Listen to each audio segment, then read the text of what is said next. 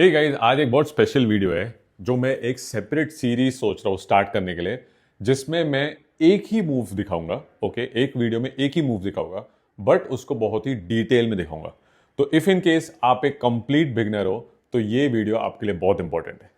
Hey guys, this is Harish Punjabi from Mudga Fitness, where we help people get physically strong, mentally strong, as well as help heal your chronic pains. So, इस video में हम लोग एक move करेंगे, okay, but उसका पूरा technique देखेंगे कि वो कैसे फॉलो करना चाहिए।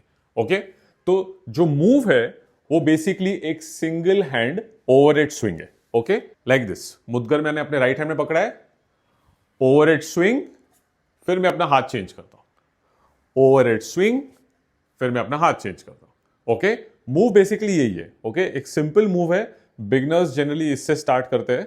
ओके, बट एग्जैक्ट टेक्निक कैसा होना चाहिए अब हम लोग देखेंगे। तो सबसे पहले आपको अपने मुद्गर को ऐसे होल्ड करना है कि आपका जो रिस्ट है, आपका जो पाम है, वो आपके बेली बटन के पास है। ओके, ऐसे नहीं पकड़ना है, ऐसे पकड़ना है। ओके, जब भी आप स्विंग कर रहे हो, लेट्स से ऐसे स्विंग कर रहे हो, वापस आपका हाथ नीचे आना चाहिए, फिर आप हाथ चेंज करोगे, फिर से आप स्विंग करोगे, फिर से आप हाथ चेंज करोगे। ओके, ये बहुत इंपॉर्टेंट है गाइस, क्योंकि मैंने बहुत सारे लोगों को देखा है जो लोग ऐसे करते हैं, ऐसे। ओके, जल्दी जल्दी में उनको करने के लिए वो लोग ऐसा करते हैं, विच इज रॉन्ग। ओके, आपको इंजरी भी हो सकती है। तो प्लीज नंबर 1, आपको अपने रिस्ट को बेली बटन पे लाना ही है, very very important. Okay, now second, अगर आप एक single hand overhead swing start कर रहे हो और अगर आपका मुद्गर बहुत भारी है आपके वेट के हिसाब से, तो आपको ये बहुत डिफिकल्ट होगा, आपको इंजरी भी हो सकती है। तो ये स्टार्ट करने से पहले आपको डबल हैंड ओवरहेड स्विंग करना बहुत जरूरी है और आपका मुद्गर का वेट भी सही होना चाहिए। ओके, दो इंपॉर्टेंट चीजें। सबसे पहली बात, डबल हैंड ओवरहेड स्विंग ऐसा है। ओके, मैं दो हाथों से स्विंग कर रहा हूं। ओके, एंड सेकेंड चीज, आपको ये प्लीज कंफर्म करना है कि आपका मुद्गर वेट आपके बॉडी टाइप के हिसाब से सही है कि नहीं। अगर सही नहीं है, कमेंट्स में मुझे क्वेश्चन पूछ सकते हो और मैं आपको उसका रिस्पेक्टिव आंसर बताऊंगा। ओके, तो ये हो गई सेकेंड चीज।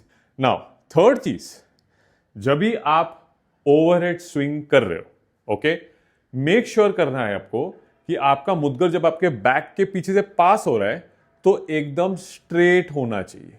ओके, मैं आपको एग्जांपल दिखाता हूं। देखो, जैसे मैंने अभी मुद्गर को ऐसा लिया और अपने सर के ऊपर से घुमाया, ओके, जैसे घुमाया, तो जब वो पीछे है तो ये स्ट्रेट रहना चाहिए। ओके, मेरे स्पाइन से पैरेलल रहना चाहिए। ओके, बहुत इंपॉर्टेंट। बहुत लोग क्या करते हैं, अगेन उनको स्विंग जल्दी करना है तो वो लोग ऐसा करते हैं। ओके, आधा स्विंग करते, आधा स्विंग करते। Okay, which is wrong guys. अगर आपको स्विंग प्रॉपरली करना है तो आपको फुल स्विंग करना पड़ेगा, लाइक दिस।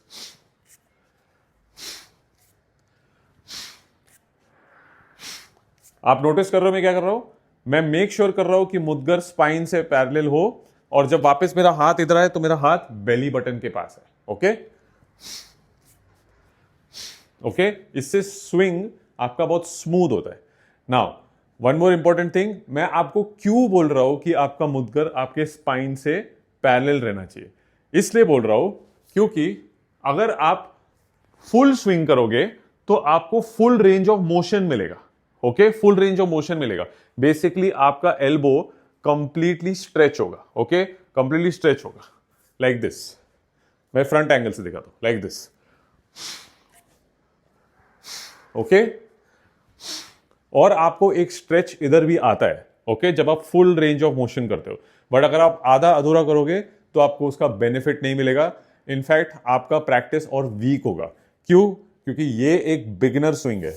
बट जब आप कोई एडवांस स्विंग करोगे, ओके, कोई डिफिकल्ट स्विंग करोगे, तब आपको और प्रॉब्लम बढ़ेगी। सो गाइज, समराइज करने के लिए, ये जो सिंगल हैंड ओवरहेड स्विंग है, इसमें दो इंपॉर्टेंट चीजें। नंबर 1, आपका जो हाथ है आपके बेली बटन के पास रहना चाहिए। ओके, और सेकेंड, आप जब स्विंग कर रहे हो तो फुल रेंज ऑफ मोशन मिलना चाहिए आपको, ऐसे। ओके,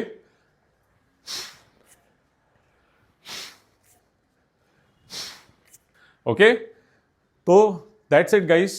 मैं सोचा कि एक मूव को हम पूरे डिटेल में डिस्कस करेंगे ताकि लोग मिस्टेक्स नहीं क्रिएट करें। बिकॉज क्या है कि ये जो प्रैक्टिस है, ये हम लोग ट्राई कर रहे हैं कि वापस रिवाइव हो ज़्यादा से ज़्यादा लोग इसको फिर से अडॉप्ट करें, क्योंकि अगेन ये हमारी एक बहुत ही पुरानी प्रैक्टिस थी। ओके, जिम कल्चर तभी था भी नहीं, बट ये 10,000 साल पुरानी प्रैक्टिस भी है। तो हम चाहते हैं कि ये लोग वापस अडॉप्ट करें, इसकी इंपॉर्टेंस समझे। क्यों? क्योंकि मुद्गर जैसे आप स्टार्ट करोगे तो आपको स्ट्रेंथ तो मिलेगी, बट आपकी मोबिलिटी वो अच्छी होगी, जो जनरली जिम में आपकी मोबिलिटी इंपैक्ट हो जाती है। ओके, तो आपकी मोबिलिटी ये प्रैक्टिस के बाद और अच्छी होगी, आपको एनर्जी लेवल्स और बढ़ जाएगी। ओके, आपकी एनर्जी लेवल्स और बढ़ जाएगी, और लास्ट आप मेंटली और काम हो जाओगे। ओके, मेंटली और रिलैक्स हो जाओगे। तो गाइज, ये एक बहुत ही इंपॉर्टेंट वर्कआउट है, ये एक बहुत ही डिवाइन वर्कआउट है। इस वर्कआउट को फुल रिस्पेक्ट से स्टार्ट कीजिए, बरोबर फॉर्म से कीजिए। ओके, एंड आपको इसके बेनिफिट्स 100% मिलेंगे। अगर आपके कोई और क्वेश्चंस है तो आप कमेंट सेक्शन में डाल सकते हो। हम लोग के रेगुलरली लाइव क्लासेस भी होते हैं, इनकेस अगर आपको उनके लिए एनरोल करना है तो वो भी आप कमेंट्स में मेंशन कर सकते हो, हमारी टीम आपके टच में आ जाएगी। Okay, that's it guys, it's time to get back our ancestor strength.